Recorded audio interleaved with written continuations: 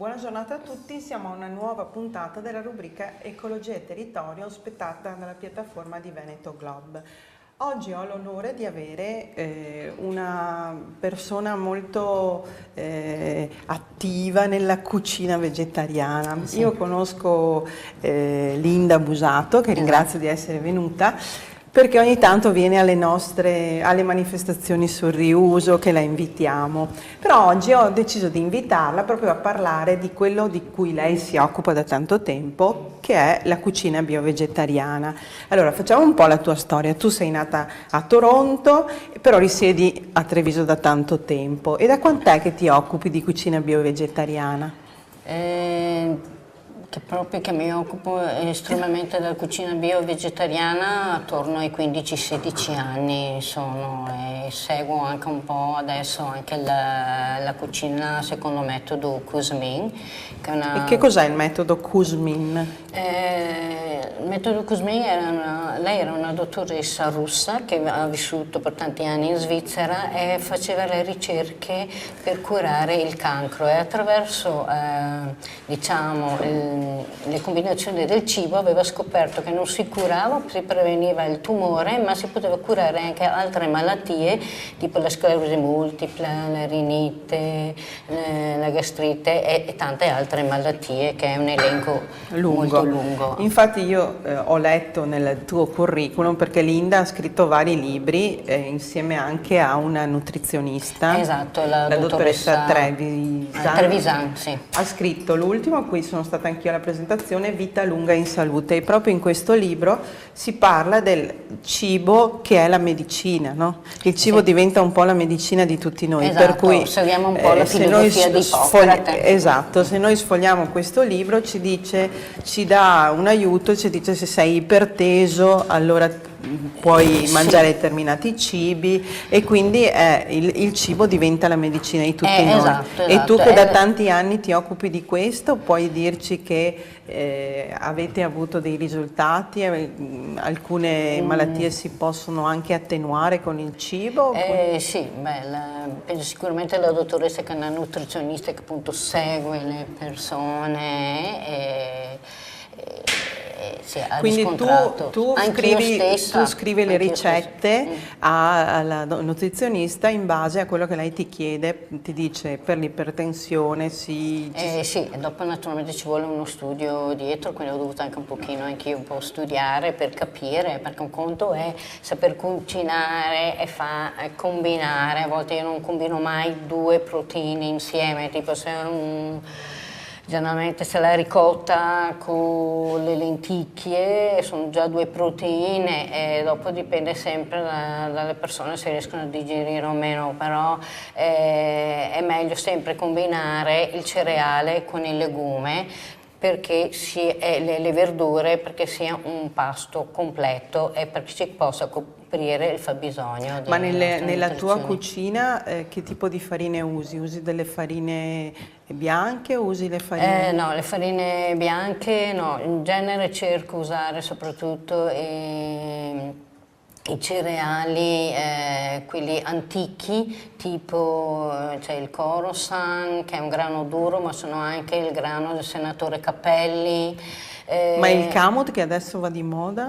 Sì, però va di moda, però non è il vero nome. Kamut è un nome registrato degli americani, però il suo vero nome è Corosan. E quindi sarebbe quello che usi tu? Lo chiamano il grano dei faraoni, perché praticamente di origine è d'Egitto. Ma un tempo non erano così facili da trovare queste farine un po' particolari? Adesso sta tornando tutte, anche le farine nostre, tipo quella siciliana, la timiglia, il grano del senatore Cappelli che avevo appena menzionato prima, e dopo ce ne sono tanti altri. Poi c'è il grano saraceno, che è più un grano senza glutine, poi c'è il riso, la quinoa. Tu avevi fatto una volta da noi delle pizzette con la quinoa, mi sbaglio? No, col miglio. Col miglio avevo fatto delle pizzette, e quello era modo per riciclare quando c'era. Quella volta lì era per imparare a come riciclare quando abbiamo cucinato magari il cereale in più e siamo stanchi sempre di mangiare le stesse cose. e anche per i ragazzini e i bambini, magari per darle una merenda un pochino diversa. Perché il solito junk food lo chiamo. Tu hai anche cucinato per un asilo nido, sì, ho ma cucinato anche sì, per un l'asilo asilo nido tu facevi attenzione, davi loro questi sì, cibi? facevo sempre attenzione, non combinavo mai diciamo, il discorso di prime due proteine insieme e le separavo. Era logico che dopo, quando si cucina per tanti bambini, c'è il bambino che ti mangia solo il primo o quello che ti mangia solo il secondo, quindi si preparava il primo e il secondo con le verdure Ma da per parte dare la possibilità di scelta. E i genitori recepivano bene questa attenzione? Sì, avevo fatto anche dei corsi apposta per i genitori, per farmi conoscere, per capire qual era il mio metodo di cucina. Esatto, sì. E adesso continui a fare la cuoca in questo modo? È facile trovare lavoro avendo questo filone non hai un ristorante tuo, tu cucini? No, non ho un ristorante mio, però comunque diciamo soprattutto da gennaio comunque c'è molta attenzione adesso verso questo tipo di cucina, no? Sì. E anche le persone magari che un tempo non andavano in questo genere di ristoranti, magari adesso iniziano a frequentare anche... Sì, posti magari tipo adesso dove sono io, adesso si chiama Bistrot. Quindi è un piccolo... Sì, è molto piccolino, a me piace di più perché secondo me si segue meglio il cibo. Si cura di più. Ma quindi ogni giorno voi fate dei menù vegetariani?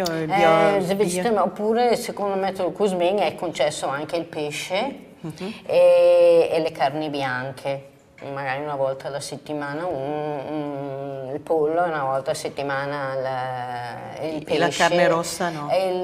No, la carne rossa no, gli insaccati nemmeno. No, perché hanno dei conservanti e sono proprio quelli che possono portare il tumore, quindi soprattutto se uno è portatore... Ma in quantità limitata, no? Sì, diciamo così analmente sei in compagnia, non è quello che ti farà il male. Io credo che alla fine la verità stia sempre in mezzo, no? Nella buona... un salame magari fatto, diciamo così, no? Dal contadino, come si usava una volta, penso che sicuramente non è quello che ci farà male, ecco.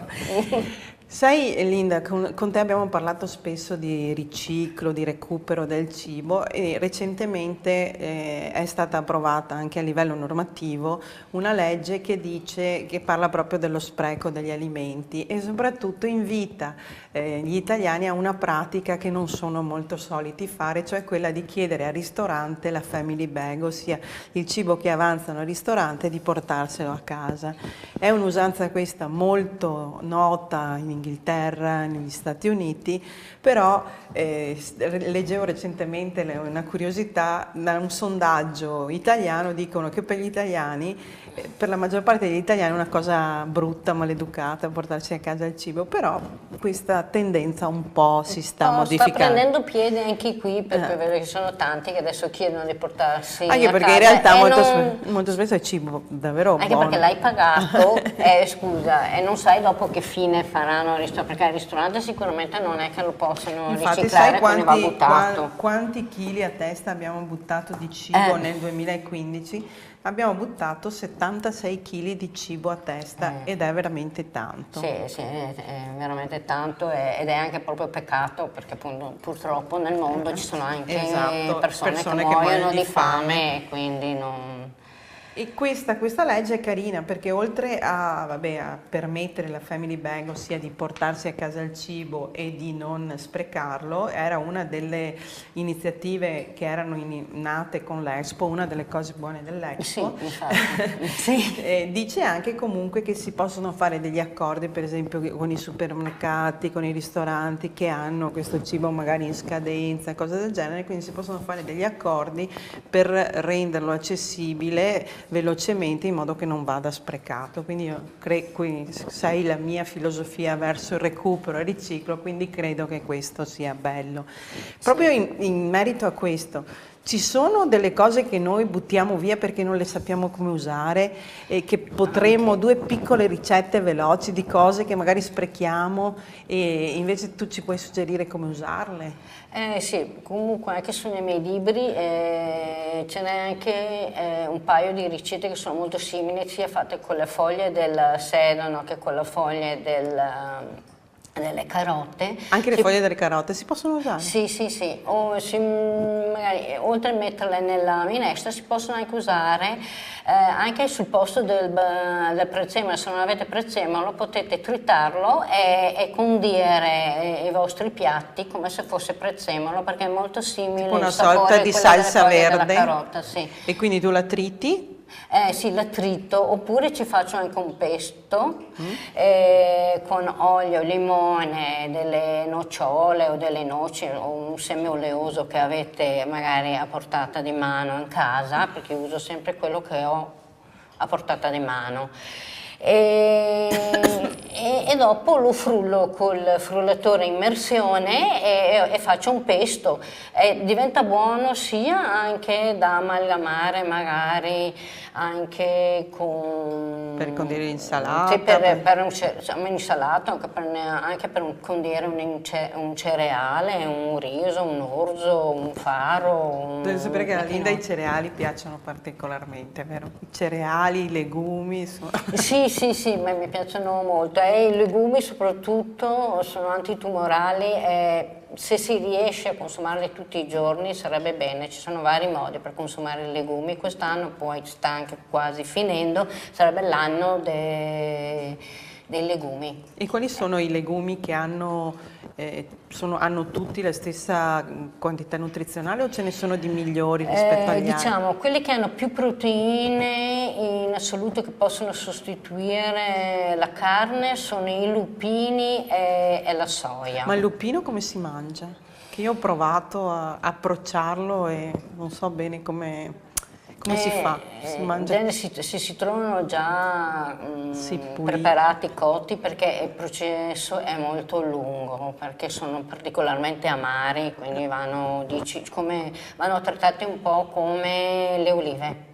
In salamoia hanno lo stesso trattamento. Quindi si mangiano lungo. così come Sì, le si olive? possono mangiare così come aperitivo, oppure così? se sono lessi anche conditi nelle insalate. Quindi insieme. si mescolano? Sì, sì, si possono mescolare tranquillamente anche nel cereale oppure si può anche con la farina fare tipo una frittata sul posto delle uova, sì.